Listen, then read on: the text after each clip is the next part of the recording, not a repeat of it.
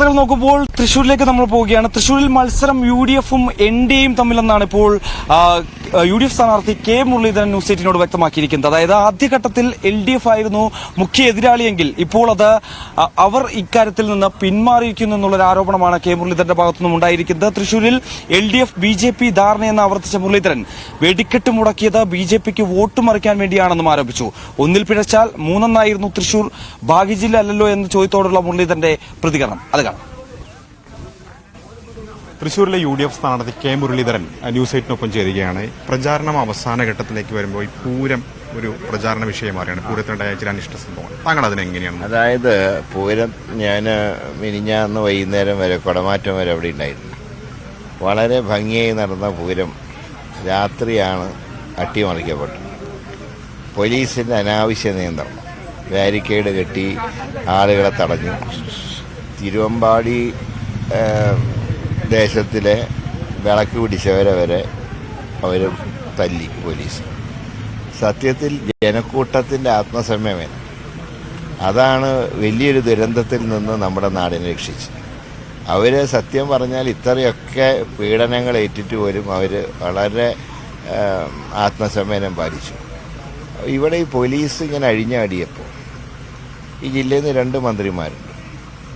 അതിൽ ഒരു ചാർജുള്ള മന്ത്രി രാജനാണ്. രാജൻ ഫുൾ ടൈം നിന്നിട്ട് കാര്യങ്ങൾ നോക്കേണ്ട ആളാണ്. പക്ഷെ അദ്ദേഹം ഈ കുഴപ്പമുണ്ടായ സമയത്തൊന്നും ഒരു അനങ്ങാപ്പാറ നയം സ്വീകരിച്ചു. അവസാനം 11 മണിക്ക് ആരംഭിച്ച അനിശ്ചിതത്വം അവസാനിക്കുന്നത് കാലത്ത് 6 മണിക്കാണ്. പിന്നെ വെടിക്കെട്ട് എല്ലാവരും കണ്ട്, ഞാനും കണ്ടു വെടിക്കെട്ട്. യാതൊരു വർണ്ണ വിസ്മയം ഇല്ലാത്തൊരു വെടിക്കെട്ടായിരുന്നു. ഇത്രയും മോശമായിട്ടൊരു വെടിക്കെട്ട്, സൗണ്ട് മാത്രം. അപ്പോൾ ഇത് എന്തുകൊണ്ട് സർക്കാർ ഇത് തടഞ്ഞില്ല പോലീസിന്? സെക്യൂരിറ്റി റീസൺസ് ഒക്കെ ഉണ്ട്. മുൻകാലങ്ങളിൽ ഉണ്ടായിരുന്നല്ലോ സെക്യൂരിറ്റി. ഇപ്പം മാത്രം എന്ത് പറ്റി സെക്യൂരിറ്റിക്ക്? ഞങ്ങളുടെ ഫീലിംഗ് ഇപ്പം തന്നെ ചില ആളുകൾ ഹിന്ദുക്കൾക്ക് രക്ഷയില്ല എന്നൊക്കെ പറഞ്ഞിറങ്ങിയിട്ടുണ്ട്. അവരെ കൊണ്ട് പറയിപ്പിച്ചാണ് സർക്കാർ. അതാണ് വോട്ട് അട്ടിമറിക്കാണ് ശ്രമം. അതായത് വോട്ടുകൾ UDF-ന് LDF-ന് കിട്ടേണ്ട വോട്ടുകൾ അത് അട്ടിമറിച്ച് BJP-യിലേക്ക് നൽകുക. അങ്ങനെ BJP-യെ വിജയിപ്പിക്കുക. പകരം മറ്റ് സ്ഥലങ്ങളിൽ അഡ്ജസ്റ്റ്മെൻ്റ് ഉണ്ടാക്കി LDF ജയിക്കുക. ഇന്നലെ നരേന്ദ്രമോദിയുടെ ഒരു വാചകമുണ്ട്. അദ്ദേഹത്തിന് ഇന്നലെ വരെ ഒരു അഭിമാനം ഉണ്ടായിരുന്നത് രാഹുൽ ഗാന്ധിനെ ഏറ്റവും ചീത്ത വിളിക്കുന്ന അദ്ദേഹം എന്നായിരുന്നു അദ്ദേഹത്തിൻ്റെ ധാരണ. പക്ഷേ അദ്ദേഹം തന്നെ പറഞ്ഞു, ഞാൻ പിണറായിൻ്റെ മുമ്പിൽ തോറ്റുപോയി. അപ്പോൾ എന്തുമാത്രം മുഖ്യമന്ത്രി, സത്യം പറഞ്ഞാൽ കേരള മുഖ്യമന്ത്രി കമ്മ്യൂണിസ്റ്റ് മുഖ്യമന്ത്രിയല്ല, അത് സംഘി മുഖ്യമന്ത്രി. പിന്നെ കേരളത്തിന് സാമ്പത്തിക സഹായം കിട്ടാൻ വേണ്ടി ഞങ്ങളൊക്കെ പറഞ്ഞിട്ടുണ്ട്. സഭാരേഖകൾ പരിശോധിച്ചാൽ കാണാം. സത്യം പറഞ്ഞാൽ ഞങ്ങളൊന്നും പറഞ്ഞില്ല എന്ന് പറഞ്ഞാൽ പ്രിവിലേജ് കമ്മിറ്റിക്ക് വിടേണ്ടതാണ്. പിന്നെ ഞങ്ങളത് ചെയ്യാഞ്ഞില്ല. ഏതായാലും വളരെ മോശമായി പോയി തൃശ്ശൂർ നടന്ന സംഭവം.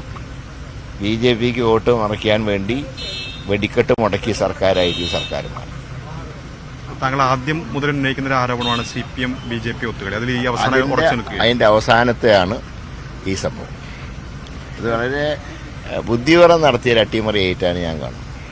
ഈ താങ്കളെ ട്രബിൾ ഷൂട്ടർ എന്നാണ് വിശേഷിപ്പിക്കാറ്. പ്രത്യേകിച്ച് കഴിഞ്ഞ തവണ താങ്കൾ വട്ടിയൂർക്കാവിൽ നിന്ന് വടകര പോകുന്നു, അതിനുശേഷം നേമത്ത് മത്സരിക്കണം, നേമത്ത് പോകുന്നു, ഇപ്പോൾ തൃശ്ശൂർ വരുന്നു. പക്ഷെ തൃശ്ശൂർ പൊതുവെ താങ്കൾക്കൊരു ഭാഗ്യം കുറവാണെന്ന് പലപ്പോഴും തോന്നിയിട്ടുണ്ട്. തൃശ്ശൂർ അതിലും വടക്കാഞ്ചേരി അതിൽ മാറ്റം ഉണ്ടാവും.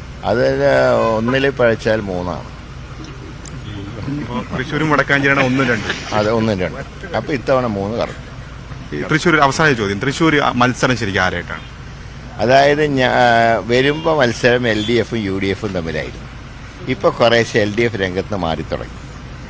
അപ്പോൾ സ്വാഭാവികമായിട്ടും മത്സരം UDF-ഉം BJP ആയിട്ട് വരും. പക്ഷെ ഞാൻ ഇപ്പോഴും ആഗ്രഹിക്കുന്നത് UDF-LDF മത്സരമാണ്. കാരണം വർഗീയ കക്ഷികളെ തീരെ പുറകോട്ട് തള്ളണമെന്നാണ് ആഗ്രഹിക്കുന്നത്. പക്ഷേ ഇവിടെ BJP 2ാം സ്ഥാനത്ത് വന്നാൽ അതിൻ്റെ പൂർണ്ണ ഉത്തരവാദി ശ്രീ പിണറായി വിജയനാണ്.